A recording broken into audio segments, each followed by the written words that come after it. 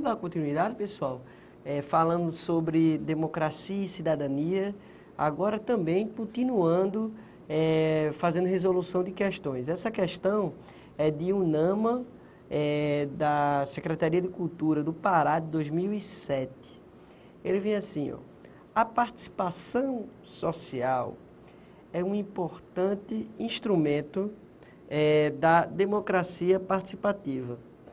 Nesta perspectiva, o fortalecimento da sociedade civil é condição essencial ao processo de gestão social. Há, contudo, uma diferença substantiva, muitas vezes negligenciada por analistas desatentos, entre democracia participativa e democracia representativa. Assim, é correto afirmar, item 1. Então, é o seguinte, ele quer saber nessa questão a diferença entre democracia participativa e democracia representativa. Então, vamos lá. Democracia participativa valoriza o indivíduo atomizado, enquanto a democracia representativa apoia-se em atores coletivos. E aí, gente? Está falso, né? Vimos aqui no bloco anterior que a democracia participativa, ela é coletiva. Ela tem esse viés da sociedade deliberando sobre os principais caminhos que um Estado deve tomar. Já a democracia representativa, ela é atomizada, ou seja, são indivíduos que vão representar uma coletividade de segmentos, uma coletividade de interesses. É uma pessoa representando vários. Na representativa, há atores coletivos por meio dos conselhos de políticas públicas para atuar nessa deliberação das políticas públicas, beleza? Então, é exatamente o contrário. Vamos ver o item 2. A democracia participativa valoriza os atores coletivos. Vamos devagar, até aí, ok? Tranquilo, né? Enquanto a democracia representativa apoia-se nos indivíduos atomizados. E aí, correto, né, gente? É a letra não, calma. Item 2 está correto, é a letra nada, né, Romero? O Romero está engaitado aqui. Então, ó, item 3. Tanto a democracia representativa quanto a democracia participativa estrutura-se em torno de atores coletivos. Tá falso, né, gente? Letra B é a resposta, só o item 2 está correto, porque a representativa, ela foca no indivíduo, a gente chama no indivíduo atomizado, não foca nessa participação coletiva, beleza? Vamos entrar no outro assunto. Esse é um dos principais assuntos da sua prova, certo? Ética e cidadania. Ética e cidadania e ética no serviço público são os dois assuntos que provavelmente cairão com muita força na sua prova. Então, eu peço-lhes que tenham uma atenção adicional nesse momento, tá bom? Vamos entender primeiro o conceito de ética. E assim como a gente fez com o conceito de democracia, tentar identificar se existe alguma relação entre esse conceito de ética e o conceito de cidadania. Para vocês, o que é ética? Reflitam em 2 segundos. Será que a ética ela está vinculada com a cidadania? Para um indivíduo ser cidadão, ele precisa ser ético? Gente, o que é ética? Ética é um conjunto de regras, princípios, maneiras de pensar e de expressar. E é uma palavra que ela origina do grego ethos e que aponta uma filosofia, uma ciência que estuda o comportamento humano nessas relações sociais. Então, falando de outras palavras, a ética é uma ciência, gente. É uma ciência que vai se debruçar sobre o relacionamento do ser humano em sociedade, para analisar se esse comportamento desse ser humano na sociedade em que ele está inserido está de acordo com os valores, princípios, normas daquela sociedade. Então, de cara, você já percebe que a análise da ética é uma análise conjuntural. Ou seja, a análise de um comportamento ético, ela se dá a partir de um espaço, a partir de um local. Não dá para você dizer que existe uma ética universal, porque existem várias formas de se viver a vida, de se pensar sobre a vida. Então, cuidado com isso. O que é ético aqui no Brasil não é ético necessariamente em Bangladesh, ou em Nairobi, ou na Austrália. Então, esse padrão ético, ele varia, assim como a cidadania, no tempo e no espaço.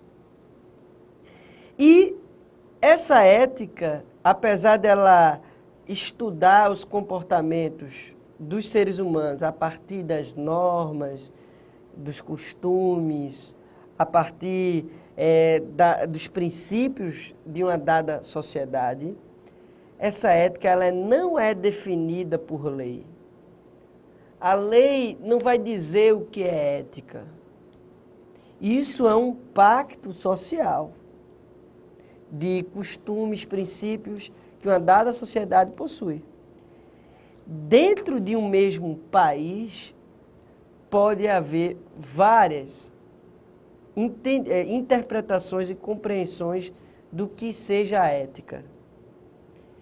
Por exemplo, a ética dentro de uma comunidade indígena, ela é distinta de uma ética de uma favela, ou de uma ética de um grupo de uma classe média. Então, a ética, ela vai variar a partir dos valores morais de uma dada sociedade, de um dado grupamento social. E como é que é essa ética na convivência social? A gente pode dizer que o comportamento humano ele está vinculado a um determinado padrão de respeito aos direitos. A gente pode dizer que o comportamento humano ele tem algum link com o exercício da cidadania. E aí, o que é que vocês acham? Lógico que sim. A ética, ela está diretamente vinculada ao exercício, ao conceito dessa cidadania. Então, o que a gente entende por cidadania aqui no Brasil vai estar ligado ao que a gente entende por o que é ser ético.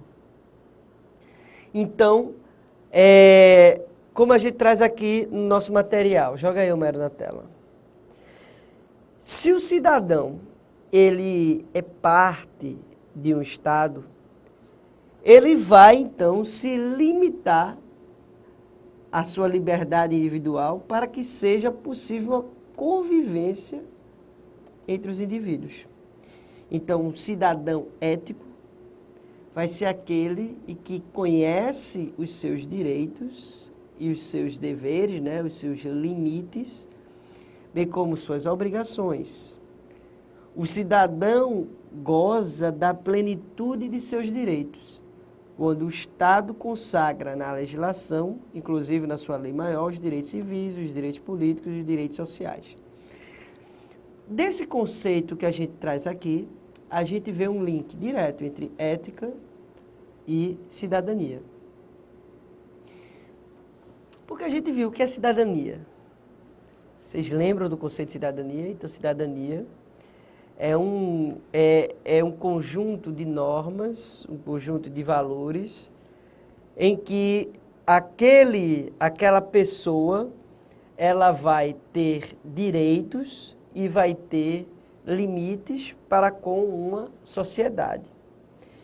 Então, nesses direitos que ela conhece, nessas obrigações que ela tem que ter com a sociedade, ela vai respeitar esses direitos e vai ter essas obrigações a partir de uma leitura que se faz de como é aquela sociedade, como aquela sociedade se comporta a partir dos princípios, a partir das regras, a partir da moral. Então, aqui no Brasil, a gente entende, ou pelo menos deveria entender, que não se deve jogar lixo na rua, né? Então, isso é um princípio, isso é uma regra, isso é uma norma. E quando o cidadão que conhece os seus direitos e que deveria exercer os seus deveres, ele lança um papel no chão, ele está deixando de ser ético, porque a partir daquele momento ele quebrou uma regra, um valor daquela sociedade. Então ele foi antiético naquele momento. É por isso que se faz um juízo de valor, uma pessoa faz um juízo de valor da outra quando ela joga papel na rua, quando ela avança o sinal, quando ela xinga a mulher, enfim. Porque há uma regra de princípios e valores naquela sociedade, na nossa sociedade. E a lei, ela é importante, a lei ela vai ser importante para institucionalizar determinadas regras, mas nem todas as regras estão na lei. Então, por exemplo, você não... Vou falar uma expressão chula só para vocês entenderem. Você não soltar um pum no cinema é uma regra que não está na lei, mas é uma regra de comportamento que, se você fizer, as pessoas vão lhe recriminar e vão achar antiético. Não fazer xixi na piscina. Não está na lei, mas é uma regra de comportamento que, se você fizer, você vai ser recriminado por aquele grupamento social. E você vai ser considerado antiético. Então, há uma relação direta entre cidadania e a ética.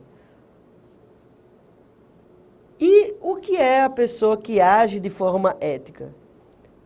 Como a gente pode dizer que Homero age de forma ética? A gente entende que uma pessoa age de forma ética quando ela cumpre com os valores da sociedade em que vive. Imagina se aqui tivesse Maria. Imagina que Maria aqui do meu lado. Maria é uma brasileira, pernambucana, recifense, tem seus 15 anos, e ela não usa burca, não usa véu. Pra gente, há algo demais nisso? Não, né? Pelo contrário. Se ela usasse burca, pra gente ia ser estranho. Mas já no país muçulmano não é assim. No país muçulmano,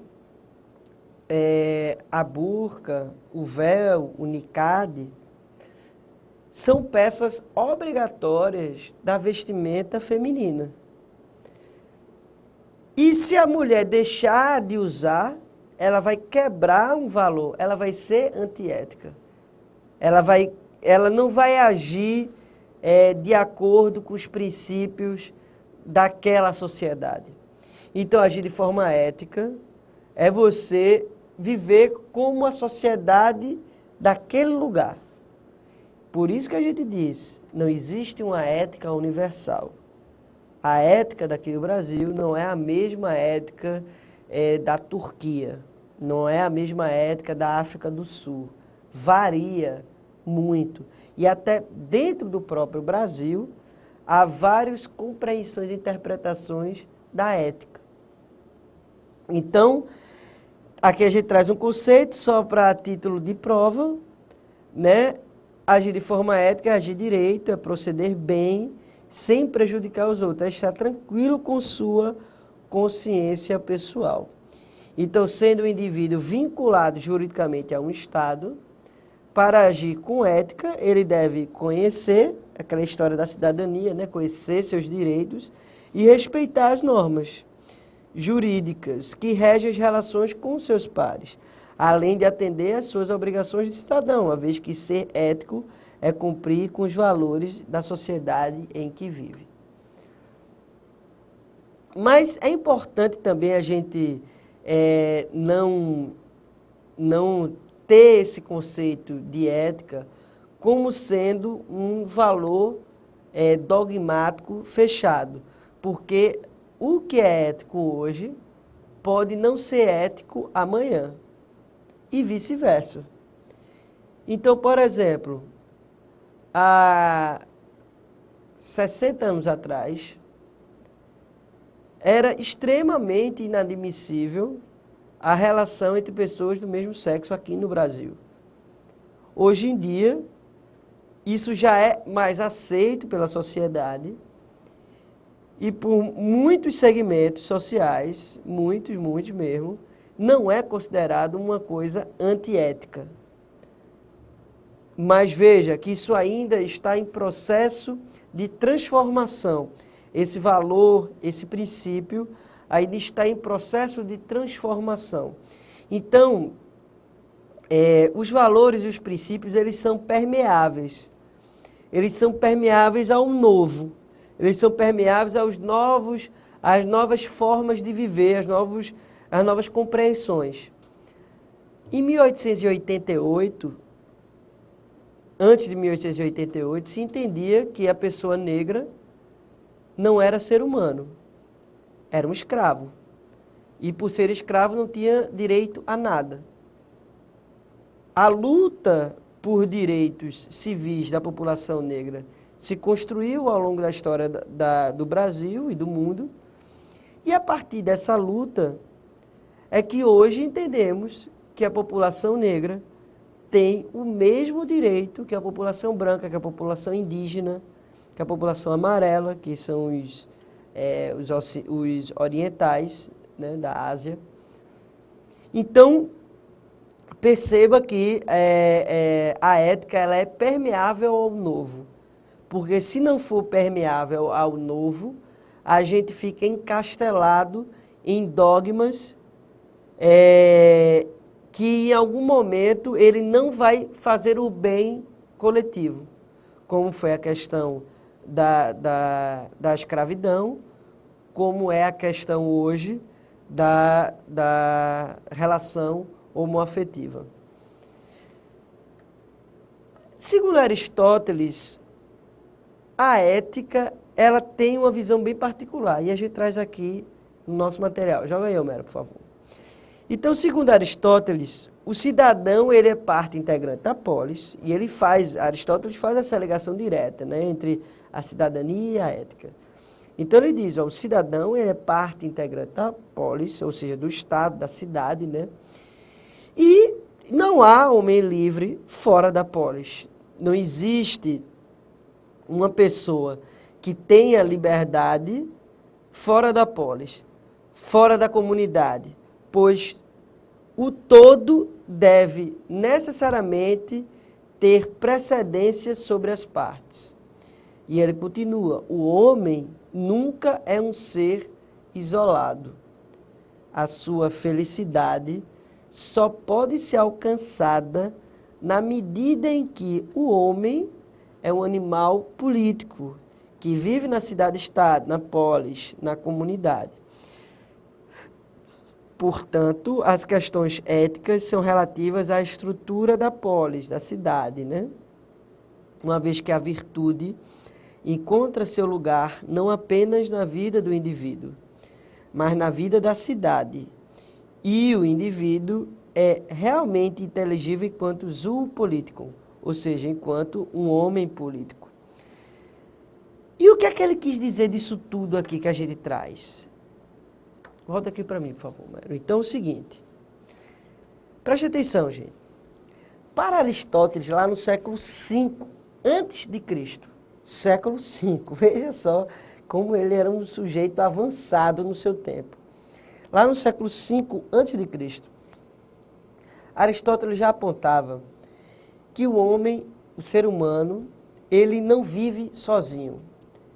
Ele é naturalmente um ser humano coletivo. Ele vive em sociedade.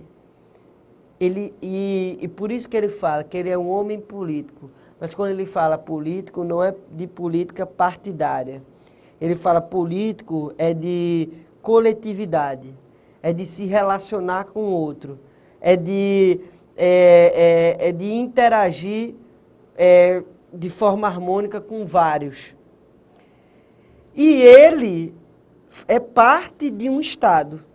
E dentro desse Estado, dentro dessa estrutura de Estado, existe uma comunidade que ele deve respeitar essa comunidade para, assim, ser considerado cidadão.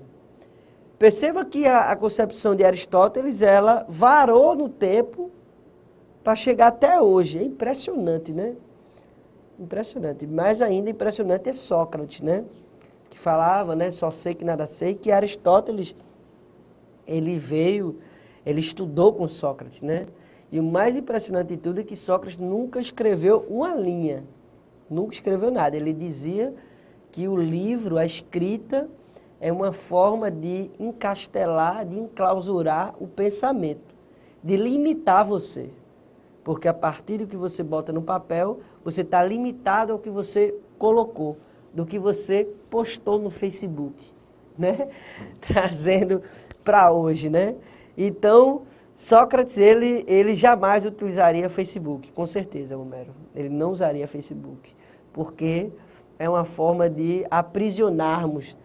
O WhatsApp também não. Tá, o WhatsApp. Até podia ser que ele utilizasse o WhatsApp para falar com Aristóteles, com Platão, né? Trocar uma ideia, mas jamais ele postaria no Facebook, né? Jamais. Né? Então,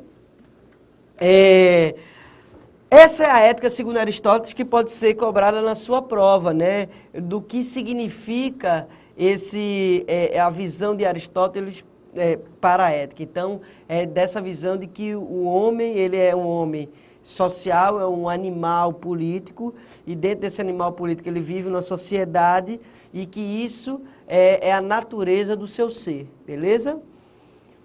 Ética e moral. Qual é a relação? Existe diferença? Gente, a maioria dos doutrinadores entendem que ética e moral são sinônimos. Mas há alguns que faz uma separação, uma classificação entre esses dois elementos, entre a ética e a moral. Faz uma distinção doutrinária para esses dois elementos, apesar de que você vai ver em várias provas a expressão ética e moral sendo utilizada como sinônimo. Mas a gente vai separar aqui porque a prova pode querer que você tenha conhecimento dessa distinção entre esses dois conceitos. Então, joga aí na tela, Homero. A moral, ela é definida como um conjunto de normas, princípios, preceitos, costumes, valores que norteiam o comportamento do indivíduo no grupo social. A moral, ela é normativa. A ética, por sua vez, ela é a teoria. Como a gente falou, ela é a filosofia, ela é a ciência. ela é a teoria ou o conhecimento do comportamento moral. É a ética que vai buscar explicar, que vai buscar compreender, justificar e criticar a moral, ou as morais de uma sociedade. Porque como a gente viu, uma sociedade, ela pode ter várias éticas, várias morais. Você vê que a gente consegue conviver no Brasil com israelenses e palestinos.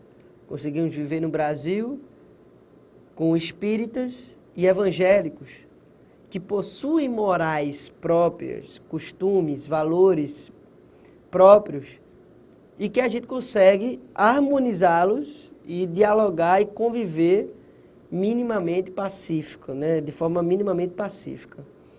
Então, a moral é o conjunto das normas. E a ética é a teoria que vai explicar, que vai traduzir, que vai estudar esse conjunto de normas. Beleza? Tranquilo? Então, a gente traz aqui uma frase que busca resumir a ópera. A ética é a ciência da moral.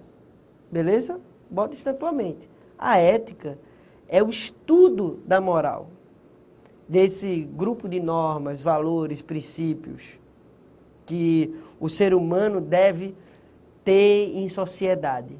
Tá bom?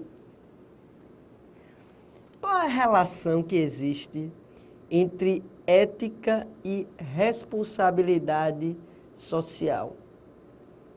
Existe algum vínculo entre os dois? Para os doutrinadores, a ética é a base da responsabilidade social. Para você poder cumprir com suas obrigações com o outro, você precisa ser ético. Ou seja, você precisa cumprir com aqueles valores, princípios e normas daquela sociedade. Então, não há responsabilidade social sem ética, principalmente quando a gente fala de uma relação corporativa, de uma relação de uma empresa, com relação de uma organização institucional. Uma empresa, ela pode ser ética? Como é que se dá essa responsabilidade social de um organismo privado, de um sindicato? Pode a gente pensar que uma empresa, ela pregue valores e ela descumpra esses valores com seus funcionários? Ou seja, é possível a gente dizer que uma empresa, ela foi ética, ela é ética, ela tem uma conduta ilibada, porque ela prega valores de solidariedade, de fraternidade, mas se para dentro dela ela não paga hora extra, ela permite que os chefes tenham uma assédio moral e assédio sexual com os seus subordinados, essa empresa, ela vai ser considerada ética? Não.